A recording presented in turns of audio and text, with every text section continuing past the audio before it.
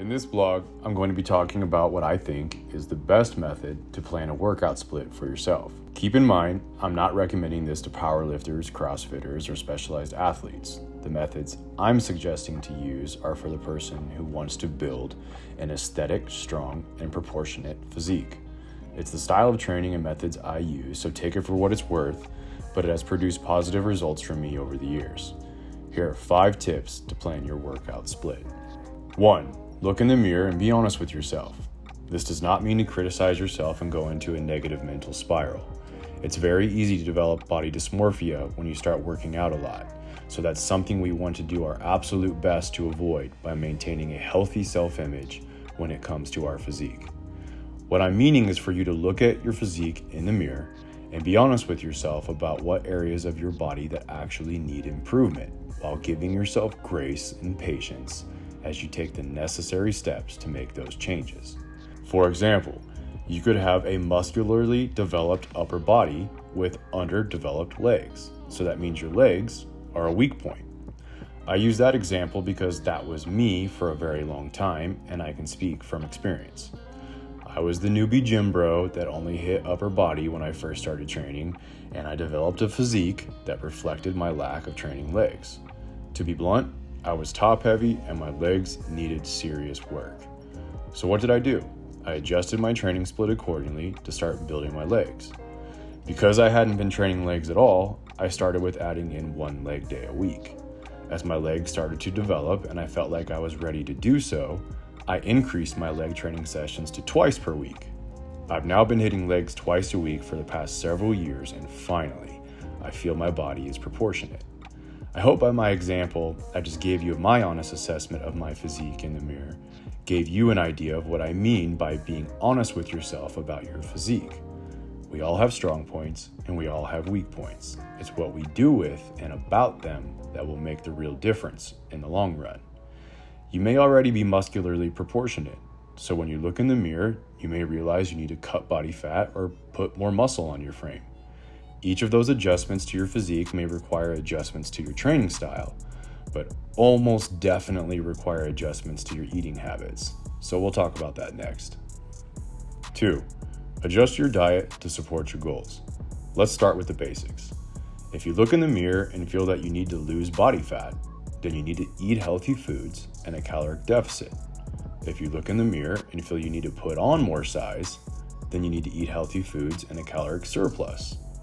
A caloric deficit means you're burning more calories than you're consuming, and a caloric surplus means you're consuming more calories than you're burning. Now that we've covered those basics and you've established whether you need to be in a deficit or a surplus to achieve your desired physique, let's now talk about how to plan your diet to integrate with your workout split. Our body uses carbs and fats as energy sources. Some of us respond and utilize carbs better, and for some of us, fats are a better option. I've found that my body responds well to carbs, so I spike my carbs on days that I have an intense training session planned. For example, if I planned a workout split that looks like Monday legs, Tuesday shoulders, Wednesday back, Thursday chest, Friday arms, Saturday legs, I would spike my carbs on Monday, Wednesday, and Saturday to give my body more energy for training my legs and back. It can also be an effective method to spike your carbs on the days you're training a muscle group that you feel is lagging behind the others. The increased calories and glycogen spike from the carbs can help that muscle respond and grow. So then you ask, why can't I just spike my carbs every day around my workouts? And the answer is you can, as long as you plan your diet accordingly for the rest of the day and stay in a deficit or surplus. What if you're happy with your body fat levels and want to maintain them as you train? You then would want to determine your daily caloric expenditure and consume that number of calories, or at least as close to that number as you can. This is called caloric maintenance. I know I'm throwing a ton of information at you at once, but that's why I started with the basics. All these other methods like cycling your carbs or fats by the day or even the time of day are things you can try to dial your diet in past the basics. But if you start to feel overwhelmed or confused, always go back to the basics. They are the basics for a reason. They work. Keep in mind, everything I'm saying about your diet should follow the same mental health rules as being honest with what you see in the mirror. Your mental health and overall health should always be your first priority. It's not healthy to starve yourself to achieve a look you feel you need to achieve in a short amount of time. It's not only unhealthy for your body, it's also unhealthy for your mind.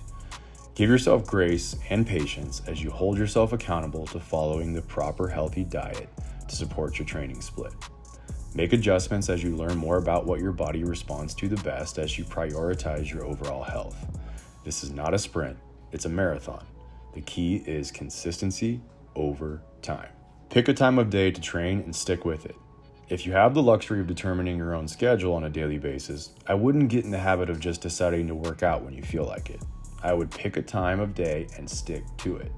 It's easier to stay consistent, and also it's easier to plan your diet accordingly.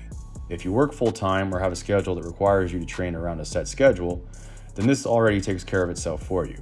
So just make sure you're planning your meals accordingly to support that schedule. 4. Plan your split to allow your muscles to recover. A popular training split that a lot of people follow is push, pull, legs, meaning you would train upper body with push movements, then the next day train upper body again with pull movements, then the next day train legs, usually followed by a rest day, and then you start the split over again. It's not a bad method at all, and is honestly pretty great for a lot of people because of its simplicity and how it forces you to train different muscle groups while allowing plenty of time for those muscle groups to recover before targeting them again. A more advanced version of this, and is what most bodybuilders follow, is the bro split. This split dedicates a day or full workout to isolating each muscle group by itself. It could look like the example I gave earlier of Monday legs, Tuesday shoulders, Wednesday back, Thursday chest, Friday arms, Saturday legs, Sunday rest. If you'll notice, the way I organized each muscle group by the day kept sore muscles from the previous day of training from affecting the targeted muscles for the next day.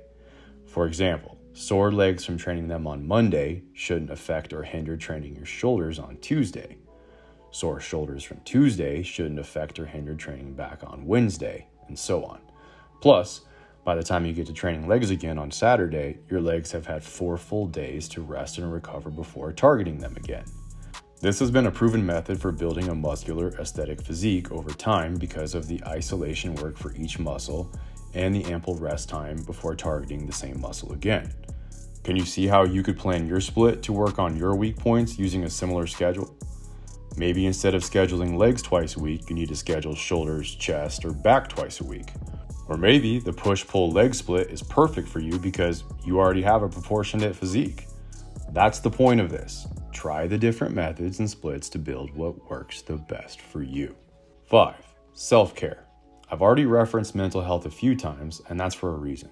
It has to always remain our number one priority. The other self-care I'm referring to when it comes to planning your workout split is stretching, hydration, and mobility. If you don't stretch, drink plenty of water, and work on mobility, your body is going to get stiff, and that means your muscles and joints are most likely going to ache.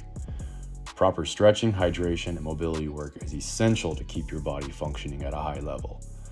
I can be honest that I was bad about this when I first started training, and I paid for it with pain and loss of mobility.